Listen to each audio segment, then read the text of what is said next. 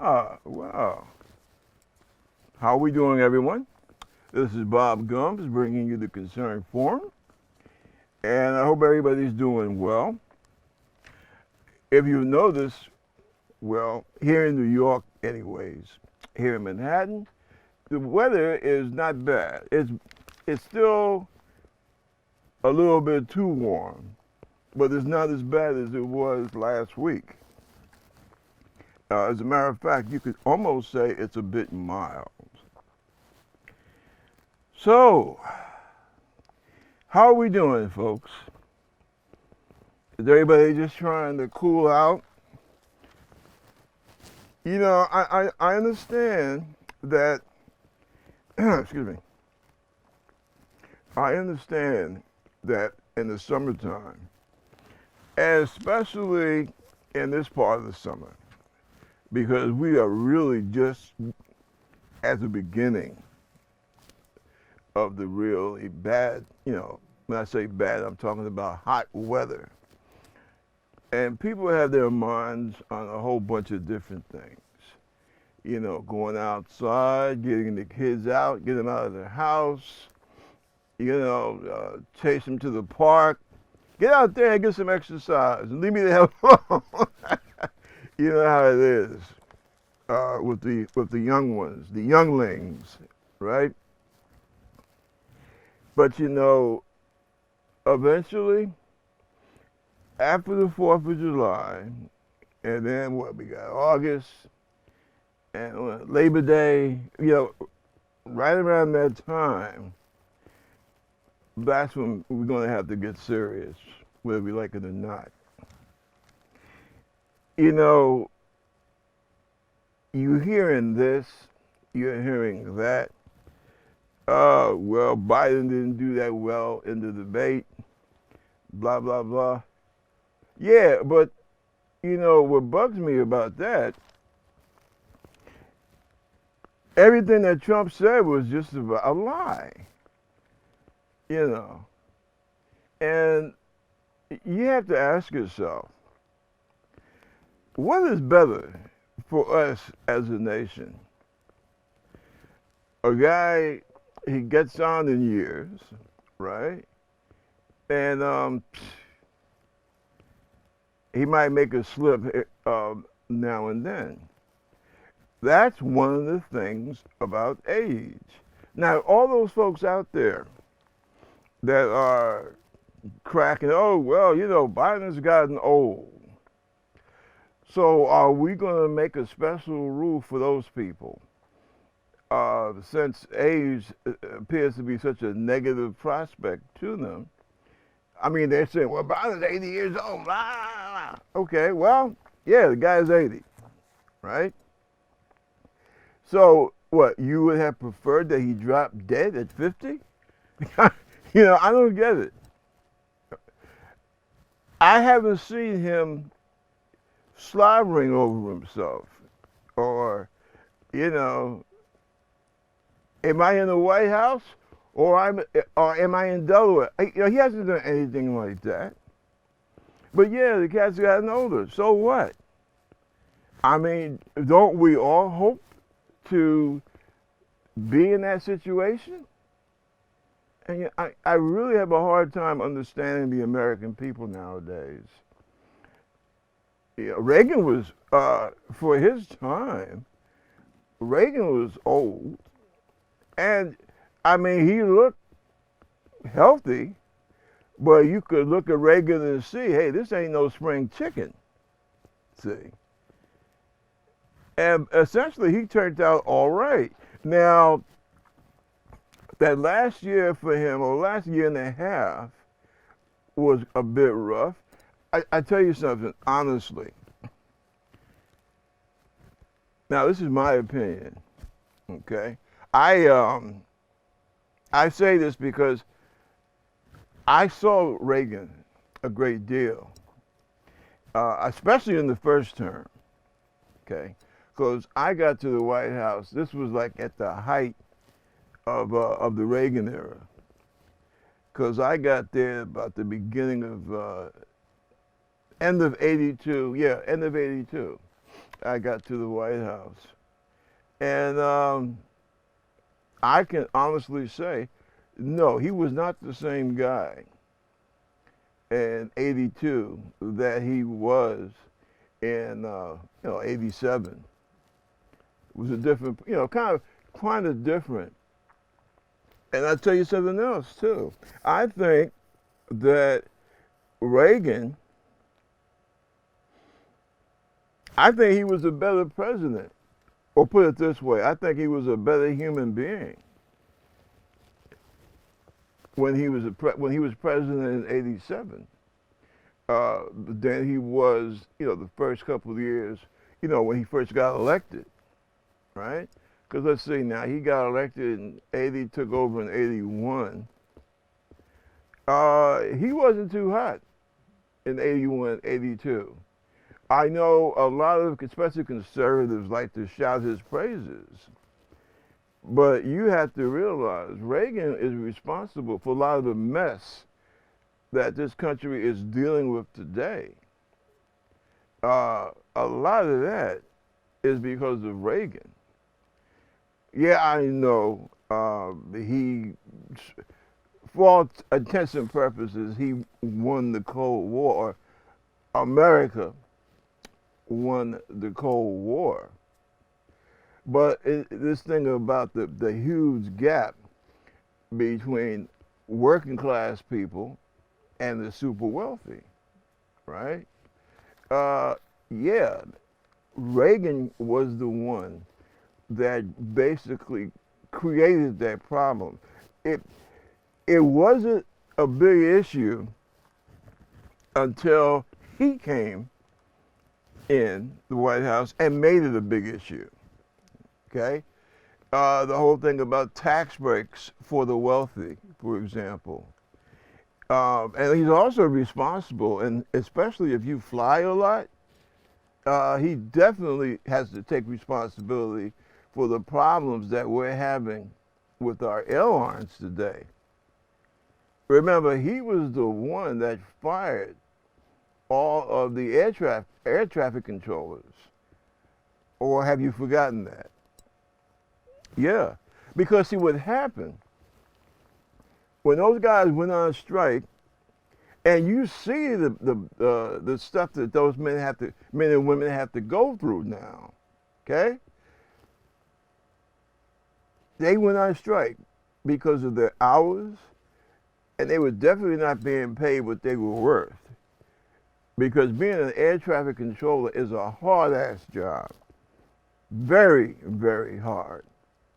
And how do I know? Well, because I spent time on 2 aircraft carriers. First time I was ship's company. The second time I was operations yeoman in a fighter squadron. And we do, as a matter of fact, we do at sea what the men and women at airports have to do. We are, because remember, the whole premise behind an aircraft carrier is that you have an air base at sea. It's a traveling air base. We carry our own aircraft, okay? We land them, we have them take off, and we have them land on the flight deck, see? So it's a very tremendous responsibility. And if you make a mistake, people die. It's just that simple. And have I seen people? Yeah, yes, I have. As a matter of fact, that's one of the reasons why I do have a disability. We lost about somewhere between 20 to 30 people when we had our catastrophe. But yeah, it's a rough job, and air traffic controllers don't make enough money, as far as I'm concerned. My personal feeling, if you pay them $1 million a year, you still wouldn't be paying them enough. And if you think I'm sitting here talking BS, you think about that the next time you're in a plane, okay? At 25,000 feet, you think about that, right? But yeah, Reagan, he really screwed up our air transit system for the United States. Because what happened, and he was a nasty guy. I think he forgot he wasn't governor of California anymore, and he decided that he was going to be nasty about it. So when these guys went on strike, and Reagan said, "No, I'm not going to, I'm not going to pay any attention to it, to your side of the story. The hell with you, go back to work, or else." So what happened? The airlines, the corporations, to show that they had a pair, what do? They said, "All right, you guys don't want to work, we're going to fire you." So what happened? A lot of the air traffic controllers who could fall into the age requirement, they said, "Well, the hell with it, I'm going back in the service." Because that's another thing. Most air traffic controllers at that time, because we're talking the early 80s, from 80 to 80, 82 to 83, all right? At that time, most of these controllers were prior military. So a lot of them wound up going back in the service. I knew a couple of those folks. And then what did Reagan do? And see, I still don't get how he was able, or why he wanted to do that and how he was able to do it. But what he did, he put out some kind of law that if you were a air traffic controller and you left, if you were part of the union or whatever, but you left, then you couldn't go back into you couldn't go back in the military. Which it did two things. It deprived the flying American public of knowing that they had good, capable, experienced people handling their civilian flights. And it also hurt us in the military because we already know that these guys, we already know their pedigree. And now you're telling these guys that they can't take all that time and training and experience, they cannot even bring it back to the military, where they learned it from in the first place. So I think that was unnecessarily cruel, see. But that was Reagan. And again, that's why I say that he was a better president going out than when he first came into the White House. And I guess some people, they don't agree with me on that one. But that's the way it works. I mean, because we're talking about age, right? People forget that. They forget that Reagan was not that great in terms of debating either, see? But I guess people just didn't want to look at that,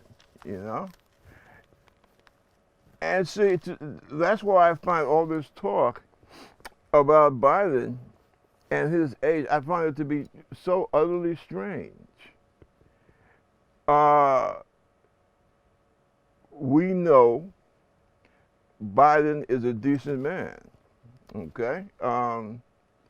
There has never been any great amount of scandal or anything attached to Biden. None, I mean, me, myself, do I know him personally?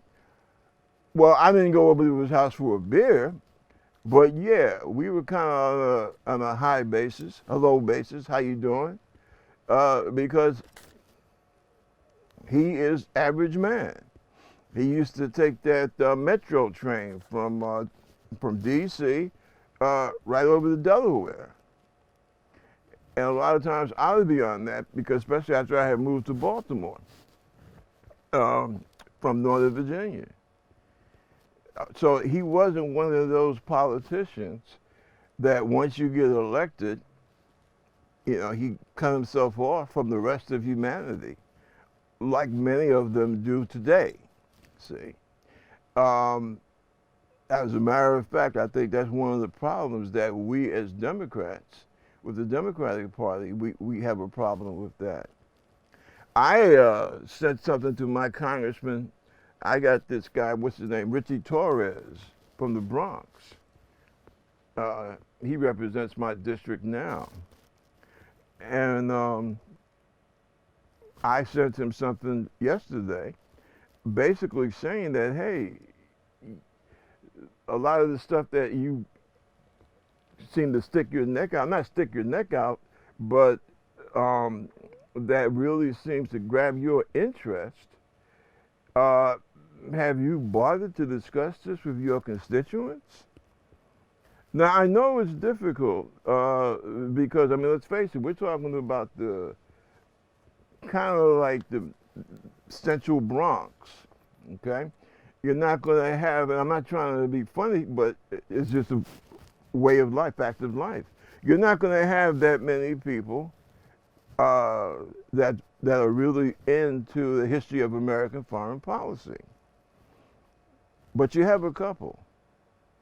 And what I feel that he needs to do, him and his Democratic colleagues, they need to have a committee formed, open to the public, of course, you know, nonviolent, peaceful, etc. But right there in Congress, have a committee meeting, kind of like they used to have a House Un-American Activities Committee, but open, right? And talk about what's going on in Gaza. How are we supporting the Israeli Defense Force? How did this whole thing start? Because the saddest thing is just like, you ever read that book, Guns of August?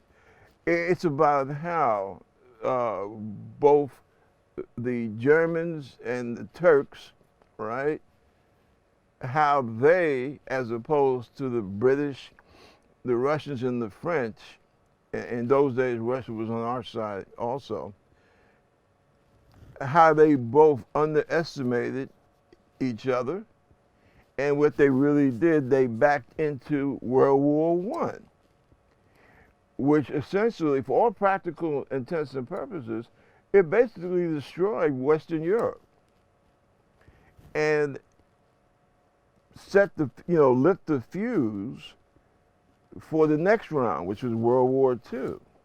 See, and if you read a book like that, you get an understanding of the dangers that we're in.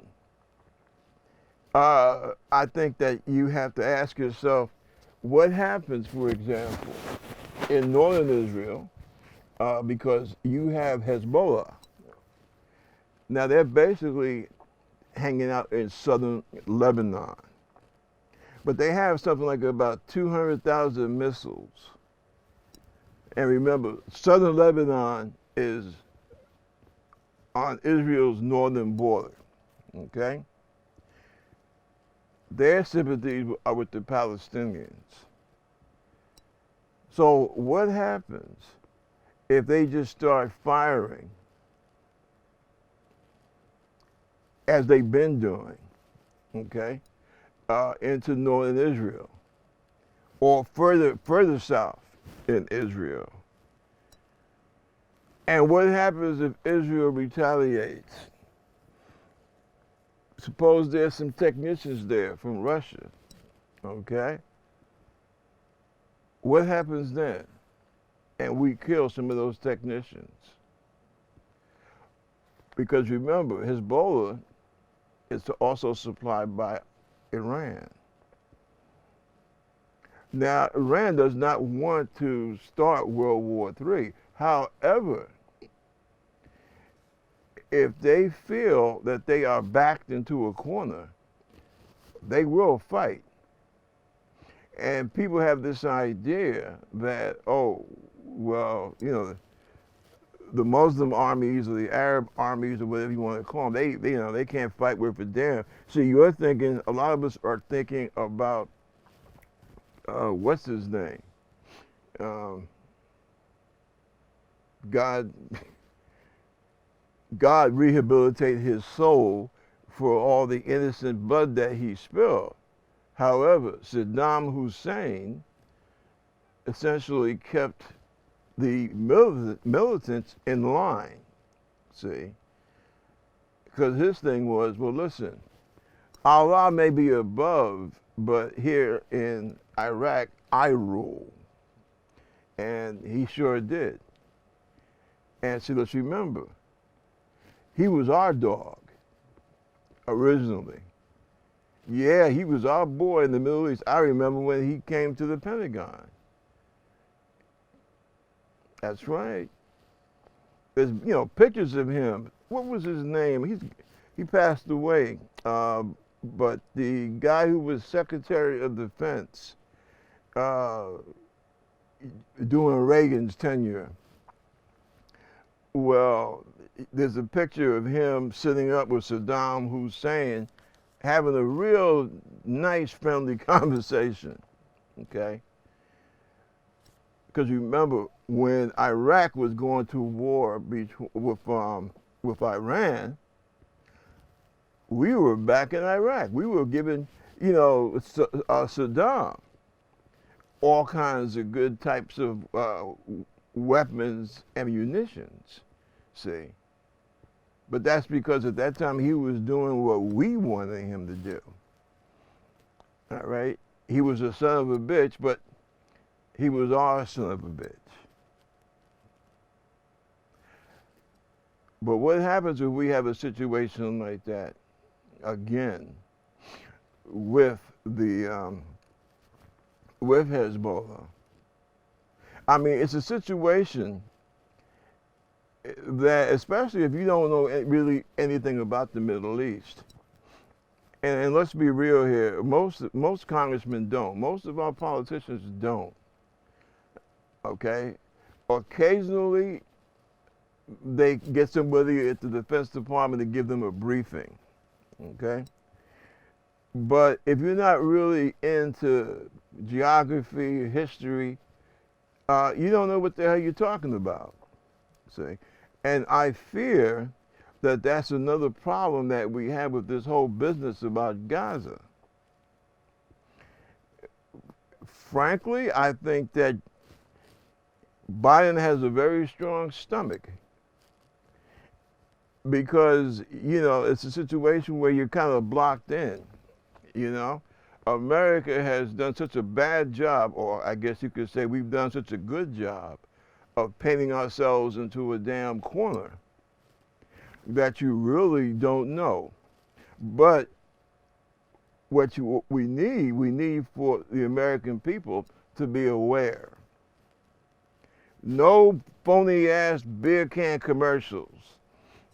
No pictures of what's his face, Trump coming out there, grabbing the flag like he's going to rape it. What we need hard-headed, knowledgeable people. I dare say that to a large extent, we don't need politicians. We need people who know what the hell is going on. And I tell you, one of the worst things that could happen is Donald Trump becoming president. Because, see, that's another one of the big problems that we have in this country.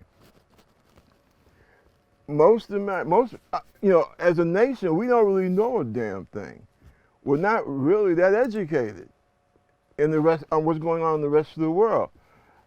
We used to be. I think the folks coming out of 1945 and World War II, I think that they were very educated. And I'm talking about your average Joe in the street, okay? A kid graduating from high school in 1945 knew or she knew why fighting Hitler was the right thing to do, see? But you don't have that now. Because unfortunately, a lot of the American people feel that, well, they, meaning I guess the government, which always kind of struck me as funny because in a democracy, the people are the government. But a lot of Americans, unfortunately, they have this idea, well, they, whoever the hell they is, they bullshitted us before. They lied to us about Vietnam, right? They lied to us about this. We've had how many times have we invaded other folks? From 19, let's just say from 1955 all the way up until this year. How many times, how many invasions have there been? What, Grenada, Panama, the Middle East twice? I mean, lasting a period of over 20 some odd years. So people don't know. One of the reasons is because of the fact that too many people fall for, like I said, this bullshit beer can patriotism. Now, you're talking about Biden being old. Well, as I was saying before, some of these around, they're 80 years old. I mean, that's the cause of celebration. If they're not, seriously ill, yeah, that's something to be joyful about. But now, because you got Trump on the scene, oh well, he's old. Well, shit, him and Trump are about the same age. What? They're about 2 years apart. So what? Who acts crazy though? Who is the craziest out of the two? From everything I've seen, Donald Trump is the one that talks to himself, who doesn't know where the hell he's at. Okay,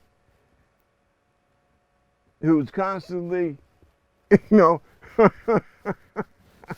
calling Hillary Clinton Obama and vice versa. That's Trump. Trump is the one that gives every indication of being some kind of sociopath. Yet certain elements, certain people, certain groups, they want to attack Joe for being 80.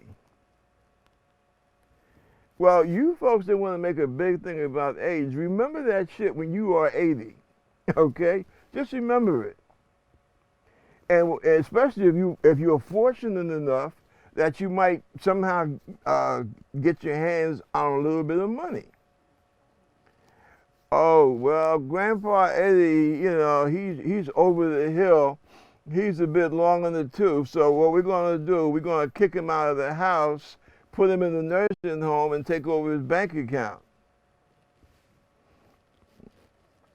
Remember what you said about Joe Biden. It will come back when you talk about the elderly, when you talk about old people, it will come back to haunt you.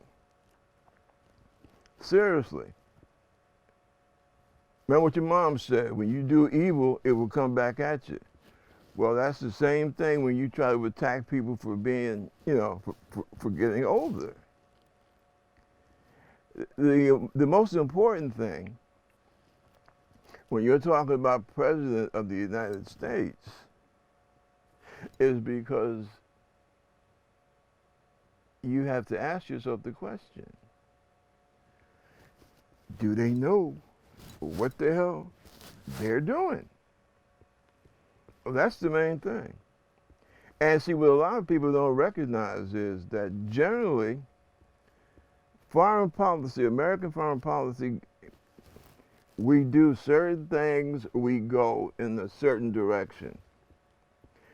Don't make a difference if it's Democrat or Republican, okay? There are certain national interests that America has to support. If they want to do something radically different, that's when you have problems. For example, Trump wants to destroy NATO. Who else feels that way in the world? Russia? Yes, Putin wants to destroy NATO. Why? Because one of the main purposes of NATO is to prevent Russia from taking over Western Europe. So naturally, if I'm a Russian dictator, and let's face it,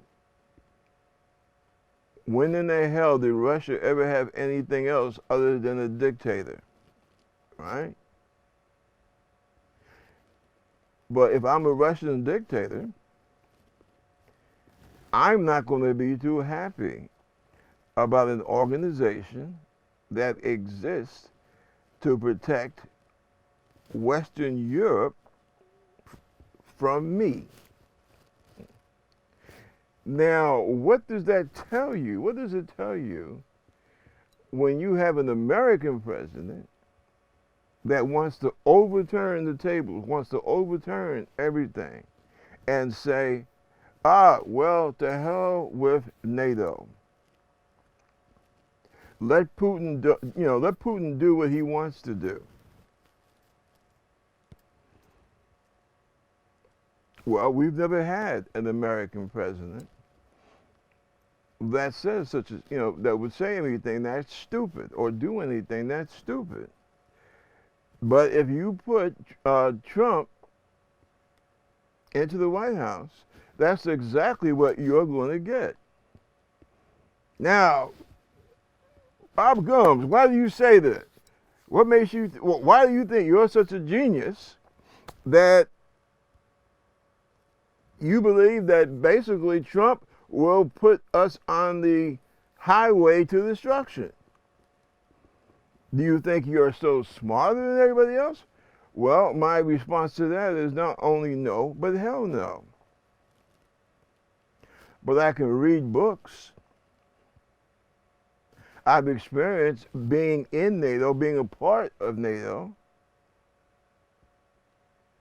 I know that we had a certain policy that has been carried on by both Republicans and Democrats. And now this guy says that our main adversary besides China is Russia, and yet he is willing to give everything to Russia. Now, what the hell does that tell you? Don't you think that that's something that you should be very leery about? And you got people like, oh, where the hell was the ambassadors in Western Europe? We're tired of this. Blah, blah, blah. Listen, let's get something straight, okay? America benefits mightily from being a part of NATO. Western Europe does, I would say, more than their fair share as far as contributing to NATO. Do you realize, now, when I start saying, well, what about all the corporations that basically make money? Let's be straight up crass about the whole deal. Yeah, America makes a bundle in terms of weapon transfers, sales, all that good stuff. Intelligence, right? Knowing what's going on the other side of the world. Big bounty. Also, Western Europe has national service. We don't have national service in this country. We used to, but foolishly, we put it on the shelf. We didn't end it. Anytime the government feels that, we need to start having, putting people in the military, the government can do it. Nobody got rid of the draft. A lot of people, they have this notion that somehow there's no such thing as a draft. Yes, there is a draft, right? It's been put on hold since what, 73? So it's there. If we need it's there. But for practically speaking, for all practical intents and purposes, right now at this minute, no, we don't have it. We don't have the draft, or they probably won't call it draft the next time around. They'll probably just call it what it is, national service. Europe has national service, right? I think, as a matter of fact, just about every country in Western Europe has some form of national service. We don't. So this idea that somehow Western Europe gets a free ride, no, they don't. But the difference is that here in America, the government, the corporations, they don't worry about the average man or woman. They don't worry about, the working class. Hell, most of them don't even pay, these gigantic corporations or these super wealthy people, they don't even pay taxes, right? But over there, they do. They do have a national service. World War II and Korea, it was no surprise. You go into the office of, some corporation, right? Yeah, where's, well, remember now, we're talking about the 40s and 50s. Where's Joe Billingsley? Oh, he's not here. He's, as a matter of fact, he's with the Navy off the coast of North Korea. Or he just landed at Omaha Beach at Normandy. Yeah, he's an infantry officer. That was typical. And you could still see that, because, obviously a lot of those chaps are no longer with us, because you're reaching all the way back to World War II. But some of those gents and ladies, believe it or not, you'd be surprised. A lot of your first crop of female doctors, nurse administrators, what have you, a lot of them are also, served at Okinawa, Iwo Jima, Normandy, and what have you. See, back then, your wealthy and your corporate types, they put their money where their mouth is. It's not like today. You go in Congress now, you might have a couple of chaps that were in the military, or ladies who were in the military, right?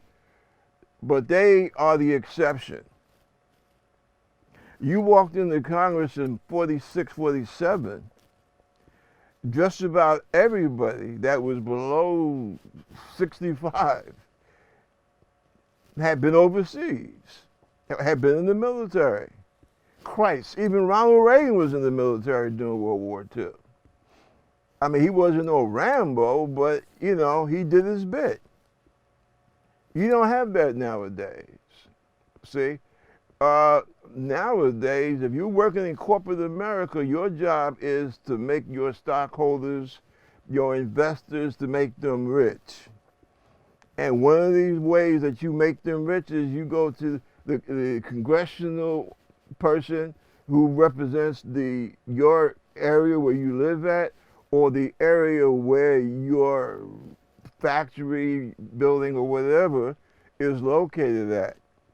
And your job is to take money to that congressperson. Only difference is here we don't call it a bribe, okay? That's what it is.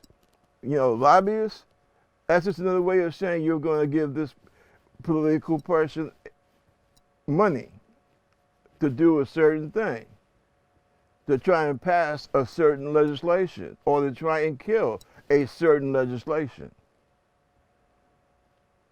That's bribery. But we don't call it that. Okay? These conservatives went around calling it, well, that's freedom. No, that's not freedom. It has nothing to do with freedom. It's bribery. Because you're giving somebody money to do a certain thing. That's why, ask your congressman. These donations, who did they come from mom and pop bodegas or little grocery stores? Well, some of those donations do come from little mom and pop stores, candy stores and what have you. But most of that congressional person's money, that comes from a corporation, right? In most corporations, you have an office, right? You got an office manager or someone, vice president of advertising or something like that, and they will be the ones that handle talking to Senator so-and-so, talking to Congresswoman so-and-so. There's a bill coming through the House that we don't like. We think that it will hurt business. That's always the catch-all phrase. It will hurt business. How's your campaign doing? Well, here's $20,000. This might help with your congressional advertising before the campaign. During the campaign. Well, now, to anyone with common sense, that's a freaking bribe. But it is what it is. And that's how we do business. So we don't have any room to talk. That's the first thing I wanted to say. Second thing, another problem that we have in this country in terms of our politics and getting things done is that Americans, the average citizen, they bear a large portion of the responsibility for what's wrong with the way our system is functioning. Yeah, I said it. Now, of course, you got people at home that, oh man, well, I gotta work and, I'm raising kids and blah, blah, blah, blah, blah. I ain't got time for, listen, man. You got time to do any damn thing that you want to do. You got time to park your butt in front of that TV, see? You got time to go shopping with the money that you claim that you don't have. You got time to catch that game. You got time for this. You got time for that. But you telling me that you don't have enough time to take an interest in your future. And then, you have these people always making these cracks about politicians. Well, you're right to make cracks about politicians, but don't leave yourself out of the agenda, okay? You mean to tell me that the American people, you are so busy in your little life that you didn't take the time to look and, well, gee, look at all these times Trump has been busted, right? Look at what he's been able to get away with over the last 30 years. Oh, I didn't know he bankrupted a whole city. Yeah, it's called Atlantic City. And Trump, he bankrupted. It's right. You can look it up in Google. Oh, and Trump says that people who serve in the military are losers? Oh, I didn't know that. Well, where the hell have you been? Now, see, this is another problem. With a lot of those folks, they just don't give a damn. They don't care because they're so full of hate for whoever. Mexicans, blacks, women who are for choice. whoever you're hating this week. But whatever it is, you are just so full of hate that the part of your brain that is used for logic and reason and critical thinking, you just decided that, I'm going to close that part of my brain down. So when you look around and you're talking about, oh, it's so terrible out here, go look in the mirror. Go look in the damn mirror. Did your senator vote for this clown to be on the Supreme Court? Well, that's part of it too. Listen, people, democracy is a full-time job. Nobody ever said it was easy. Freedom's not easy. But it's one of the things that we have to do. I mean, if you want to maintain a free country. And trust me, it could get a lot worse. It could get a lot worse. Right now, the big topic is Gaza. Well, see, that goes to show you how far beyond the 8 ball, in general, most Americans are. Because this whole thing going on in the Middle East, this is a lot bigger than Gaza. Gaza is just, like a symptom. It was the largest open-air prison in the world. And see, you don't get that just from one side. It's not a one-sided deal. Oh, it was them damn liberals, them progressives, them liberals, and Democrats. They're the ones that condemn, call Gaza open-air prison. No. You get that report from all sides, from the left, from the right, from conservatives, and I'm talking about some of them super European conservatives. The ones that 50, 60 years ago, they were walking around like, sig-head, okay? That conservative. And they see the same thing. Why is that? And also, I see what's going on in this country now. You are going to attack people because they express an opinion. Now, I was fully in favor of the boycott of South Africa, right? And at the time, I knew more about South Africa than most people, because a lot of that was occurring during my days at the White House, right? And we had the whole, boycott South Africa, so on and so forth. Now we have a comparable situation going on in the Middle East with Israel and the Palestinians. And if I criticize the Israeli government, all of a sudden I'm anti-Semitic. Now that makes me angry, especially me of all people. And I'm not trying to brag about my credentials. The worst thing that happened to me when I was in the Navy, I was sent to Jacksonville, Florida. I was stationed in Jacksonville, Florida with a fighter squadron down there.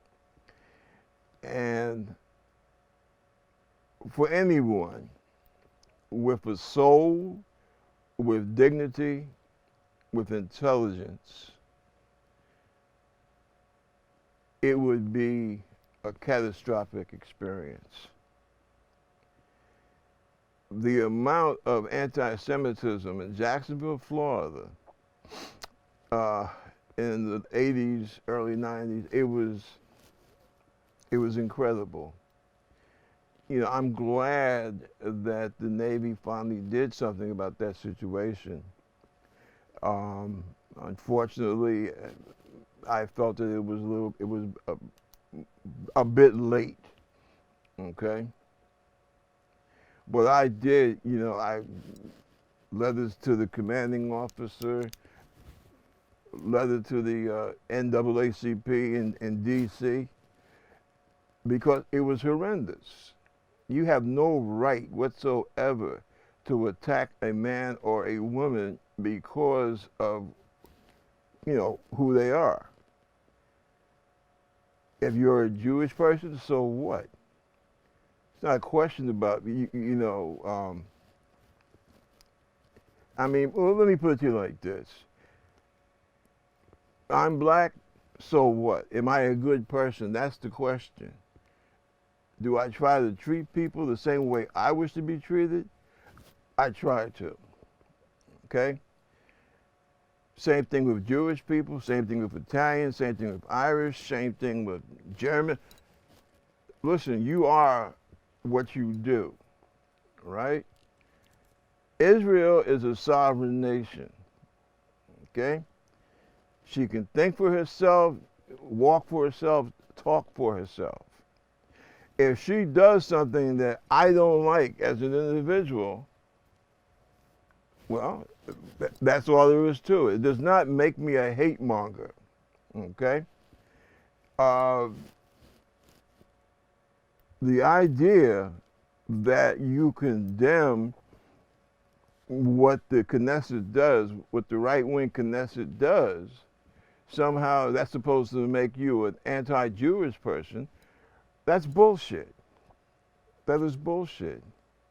Because there are plenty of Jews, many Jews, that don't agree with the right-wing, very, very terrible stand that certain people in the government, like the prime minister, they are doing things to the Palestinians that are wrong.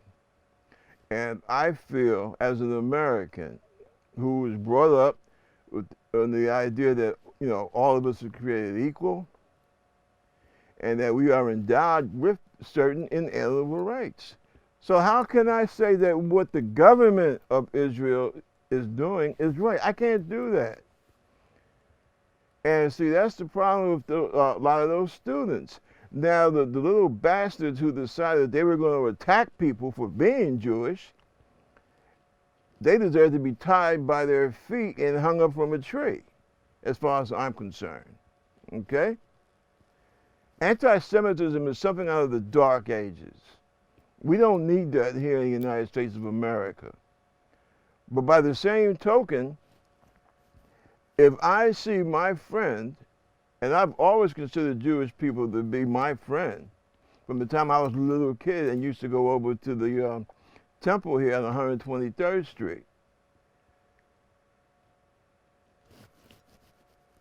I can't, anti-Semitism makes me sick to my stomach.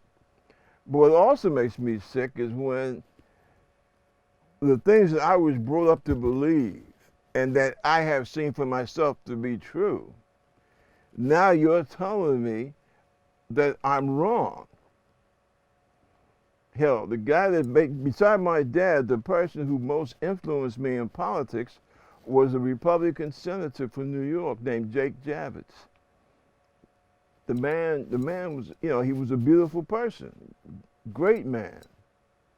So you're telling me that I can no longer love him because I disagree with their prime minister? That doesn't even make any damn sense. It doesn't make any damn sense. And I know a lot of American Jews are not comfortable with people who want to try and use that to call people anti-Semitic. Let me rush through this right quick, because we just about finished. Our time is just about up. But see, this is the thing that really worries me. And I do believe that Joe Biden, he needs to, it's good that we fight anti-Semitism. But by the same token, we can't go against who we are as Americans. We cannot fight against free speech. I have no business telling me, no one has any business to attack me for being black. And no one has any right to attack someone else for being Jewish. But if you have a problem with what the Knesset is doing as one country to another, hey man, we're your friends. We're down with you. But you are doing things that are basically you hurting your own cause. And that's and that's a shame. That's wrong. And we have to stand, and people have to stand up to this. And see, it angers me when I see Republicans trying to libel who else? College professors and all this and people of that ilk, and college students, and try to label them as being anti-Semites. Well, the biggest mouth that you got on Capitol Hill is that lady from Georgia. That congresswoman, they call her OMG, right? This woman came into Congress saying that there were Jewish people riding around in spaceships trying to set our forest fires on fire. I didn't hear how many Republicans, besides maybe someone like Romney, right? How many Republicans beside him did you hear condemning that woman and saying that she does not belong in this Congress? I didn't hear Republicans going all out and saying, no, we're not going to tolerate anti-Semites. This guy who wants to be president again, and I'm talking about Donald Trump, he was the one that invited the anti-Semites to the White House and to his private residence in Florida. He was the one that did it. So if you're worried about anti-Semitism, which we all should be, then I suggest that you look at the Republican side of the House before you try to label Democrats as being anti-Semites. See, I know the games that you Republicans try to pull. It seems like after they got into the 80s, they lost their damn mind. Let me get this straight. You love Israel, but you hate American Jews. How about trying to love humanity, period? And stop trying to play political games with people. That's what needs to happen in this country. We have gotten to the point where we are afraid to, talk to each other. And we can speak to each other without insulting each other. But that's why I tried to express to I did express to the congressman that represents my district. We need to put all the facts out on the table so that people will at least understand what the hell happened. And why is it that, and why every time you turn around, there seems to be another explosion between Israel and the Palestinians. What caused all this? That's what we need to do. The only way that you solve a problem, you have to go to the beginning. You have to go to the baseline and find out what happened and why. And I will say this to my Congressman Ritchie, why? Why can't we sit down and we hold hearings on all kinds of things? Why can't we hold a hearing on that? Because American boys and girls might wind up dying. They at least deserve the right to know why. Well, I'm going to wrap it up for the day. I hope what I have tried to put out there makes some kind of sense. I really do. Unfortunately, so many things that happen to us nowadays, they seem so senseless, but we have to deal with them. You know, that's one of the downsides of being an adult. Uh, Certain things you have to deal with. And as a nation, what I've spoken about today are some of the things that we need to deal with open minds. See, so take care of yourselves and take care of each other. And we'll be back same time, same place, same channels. And this is Bob Gumbs of the Concerned Forum. Peace.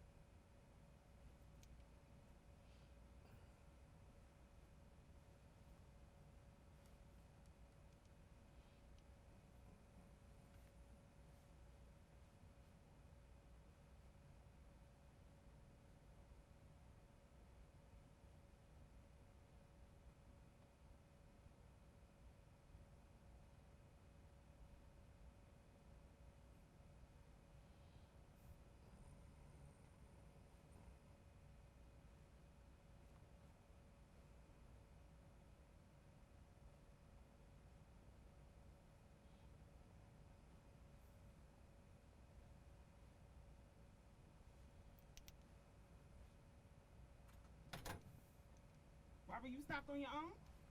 Yeah. Well, congratulations. You never do that.